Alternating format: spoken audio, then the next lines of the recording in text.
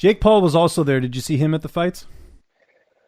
No, they knew. They knew. Keep that guy on the other side of the arena, man. Let him talk shit, to some washed-up fighters. He only wants to fight guys that don't know how to throw hands and these guys that are old and decrepit. So, honestly, if I saw Jake Paul, I would literally smack the pubes off his chin.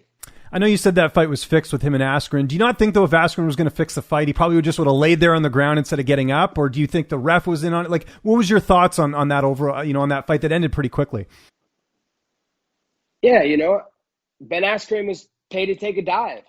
It's plain and simple. He was looking for one more payday, and he took the dive.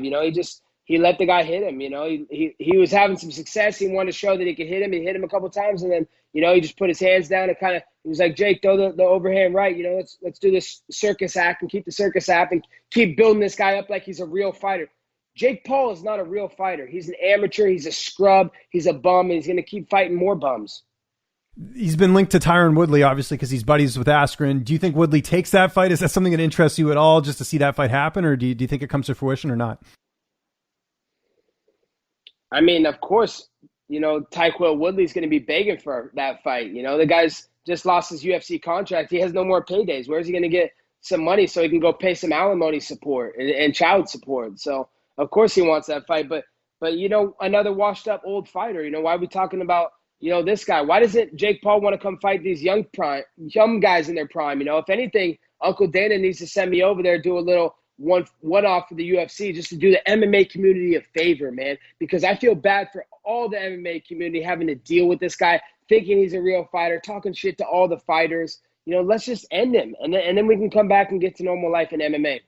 How many more fights do you have left on your contract with UFC? Yeah, I just signed a couple new contracts, so I got a couple fights left. And you're negotiating directly with the UFC, right? Because you don't have a manager anymore, correct? That is correct, James. I let go of my management group. They weren't doing anything for me. And the biggest thing was unfulfilled promises. I don't like people that overpromise and underdeliver, because I always overdeliver and underpromise. So, I had to cut them loose, and I'll just deal directly with Dana White and Hunter Campbell. And it's been fairly easy. I mean, like you said, Dana's already said you're going to get the next shot. So obviously things must be going well if he's, wanting to give you that opportunity. Yeah, I think they respect it more that, I don't have anybody representing me.